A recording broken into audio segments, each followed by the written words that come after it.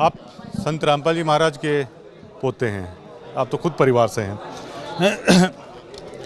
आपके परिवार पर भी मैं समझ सकता हूं कि एक दौर ऐसा था कि मतलब काफ़ी कुछ आप लोगों को सहना पड़ा, लेकिन अब जबकि आप लोगों का संघर्ष काम आ रहा है कि ये रास्ता सही है, हमारा पंथ सही है, तो आप लोगों को लगता है कि जो आपके परिवार ने संघर्ष किया या संत जी ने जो संघर्ष किया है, अब वो मुहिम रंग ला रही है? जी बिल्कुल, सारा संघर्ष तो संत रामपाल जी महाराज जी ने ही किया है और वो भगवान हैं, क्योंकि ऐसे कार्य आम लोग नहीं कर सकते। आज के समय में, कलयुग के समय में किसी से 5 रुपए नहीं छूटते। अपने लिए अपना ही पालन पोषण करना कलयुग के समय में बहुत मुश्किल होता है, और ऐसे समय में संत रामपाल जी महाराज जी दिल खोलकर किसानों के लिए, ज़रूरतमंदों के लिए हर जगह आगे आए हैं।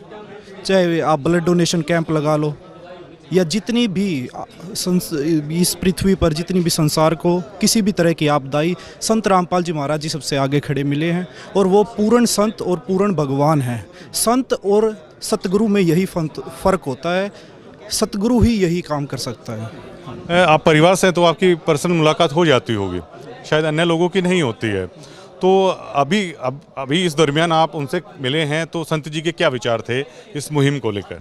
संत जी के अब नहीं, शुरू से ही हम देखते आ रहे हैं, शुरू से ही संत रामपाल जी महाराज जी के यही विचार थे कि बच्चों, हम एक रोटी कम खा लेंगे, हम एक टाइम पे रोटी खा लेंगे, लेकिन जो आपदा के समय में, अब जैसे किसानों के ऊपर आपदा आई, तो संत रामपाल जी महाराज जी ने बोला कि बच्चों, हम एक टाइम रोटी कम खा लेंगे, लेकिन अब जो हमारा समय है वो किसानों के साथ कंधे से कंधा मिलाकर चलने का है। अब उनके ऊपर आपदा आई, उनकी मदद करने वाला कोई भी नहीं है। तो अब हम संत रामपाल जी महाराज जी ने बोला कि बच्चों, अब उनके साथ खड़े हो और उनकी मदद करो। ऐसी भावना आप भी समझ सकते हो, ऐसी भावना भगवान के अलावा किसी की नहीं होती।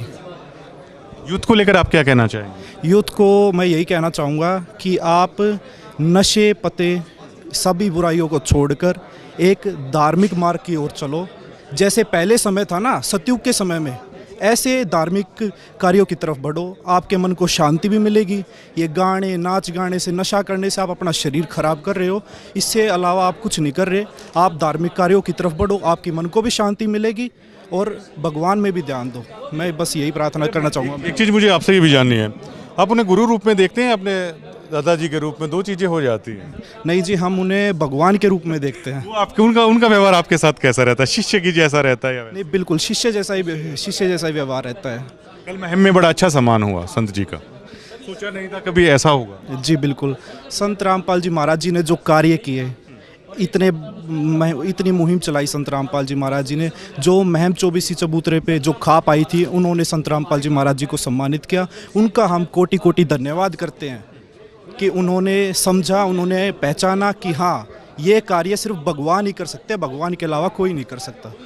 जो खाप पंचायत वहाँ आई, जो ग्रामवासी वहाँ आए, उनका हम सतगुरु रामपाल जी महाराज जी की ओर से और हमारी तरफ से कोटि कोटि धन्यवाद करते हैं। शुक्रिया भाई। सत साहिब जी।